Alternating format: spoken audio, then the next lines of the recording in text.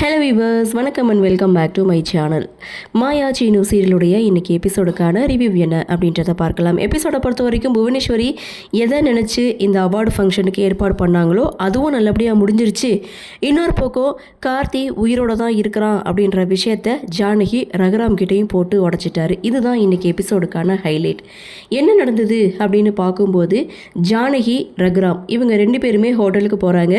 இவங்க 2 பேரையும் பொக்கை கொடுத்து வரவேற்கிறாங்க. ஸோ இவங்களை வரவேற்றதுக்கு அப்புறம் புவனேஸ்வரியுடைய என்ட்ரி. புவனேஸ்வரியை பார்த்ததுமே ஜானகிக்கு சந்தேகம் வந்துடுச்சு. இவன் இங்கே வந்திருக்கானா, இதில் ஏதோ பெருசாக திட்டம் இருக்குது அப்படின்னு சொல்லி ஜானகி ஒரு பக்கம் நினச்சாலும் புவனேஸ்வரி அடுத்த செகண்ட் அந்த ஹோட்டல் மேனேஜருக்கு கால் பண்ணி மாயா எங்கே இருக்கா, இங்கே வர சொல்லு அப்படின்னு சொல்ல அந்த மேனேஜரும் பார்த்திங்கன்னா மாயா கிட்டே போயிட்டு கீழே ஒரு ஈவெண்ட் ஃபங்க்ஷன் நடந்துகிட்டு இருக்குது, அங்கே ஜூஸ் கொடுக்க யாரும் இல்லை, நீ கொஞ்சம் கீழே போ அப்படின்னு சொல்லி மாயாவை அனுப்பி வைக்க இங்கே மாயா ஜூஸ் கொடுத்துட்டு இருக்காங்க. இன்னொரு பக்கம் புவனேஸ்வரியை 2 வார்த்தை பேச சொல்லி மேடைக்கு வர சொல்கிறாங்க. புவனேஸ்வரியும் மேடைக்கு போகிறாங்க. ரகுராமை பற்றி ஆகா ஓகோன்னு பெருமையாக பேசுகிறாங்க. ஆனால் அங்கே தான் ஒரு ட்விஸ்ட்டு. ஸோ மாயா அங்கே ஜூஸ் கொடுக்குறத புவனேஸ்வரி பார்க்குறாங்க. புவனேஸ்வரியை பார்த்து மாயா செம்ம ஷாக் ஆகிறாங்க. ஜானகியும் பார்த்துட்டு மாயாவுக்கு சைகை காமிக்கிறாங்க, சரி இங்கேருந்து போயிடு அப்படின்னு சொல்ல அப்படி போகிற போது அங்கே உட்காந்துருக்க ஒருத்தர் மேலே ஜூஸை ஊற்றுறாங்க. இதனால் அந்த இடத்துல ஒரு குட்டி கலாட்டா நடக்குது. அதை ரகுராம் பார்க்க மாயா அங்கே வேலை பார்க்குறத ரகுராம் பார்த்துட்டு செம்ம ஷாக்காக அவர் எதுவுமே பேசலை. ஆனால் புவனேஸ்வரி தான் ரொம்ப பேசிட்டாங்க.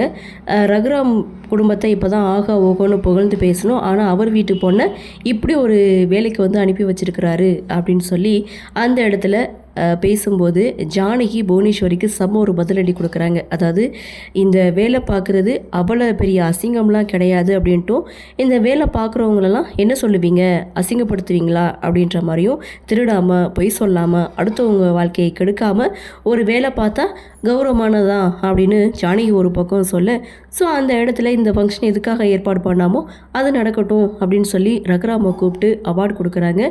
ரகுராமும் பார்த்திங்கன்னா எல்லாருக்கும் ரொம்ப நன்றின்னு சொல்லிட்டு வெளியில் வராங்க. மாயா நின்றுட்டுருக்காங்க. எங்கே போனாலும் என்னை அசிங்கப்படுத்தணுன்னே நின்றுட்டுருக்கல அப்படின்னு சொல்லிட்டு ரகுராம் பயங்கர கோபத்தோடு அங்கேருந்து கிளம்புறாங்க.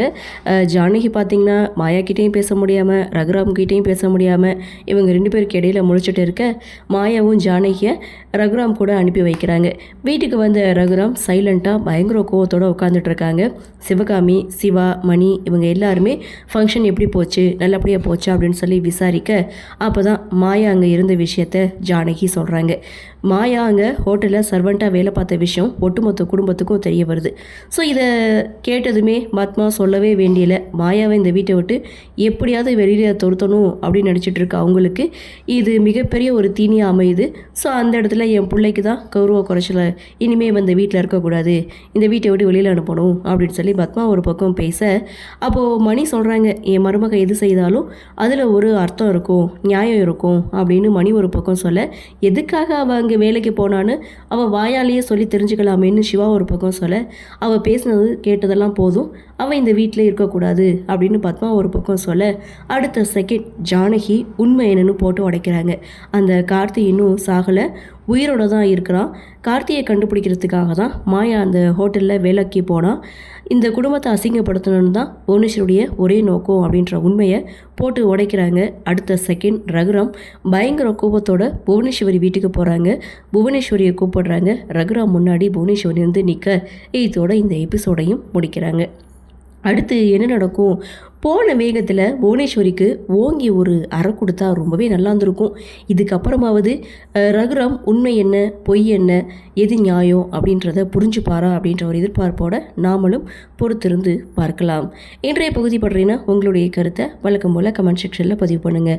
இந்த வீடியோ உங்களுக்கு பிடிச்சிருந்தா லைக் பண்ணுங்கள், ஷேர் பண்ணுங்கள், மறக்காமல் நம்ம சேனலை சப்ஸ்கிரைப் பண்ணிக்கிறீங்கன்னு சொல்லி இந்த வீடியோவிலேருந்து விடைபெறுகிறேன். நன்றி, வணக்கம்.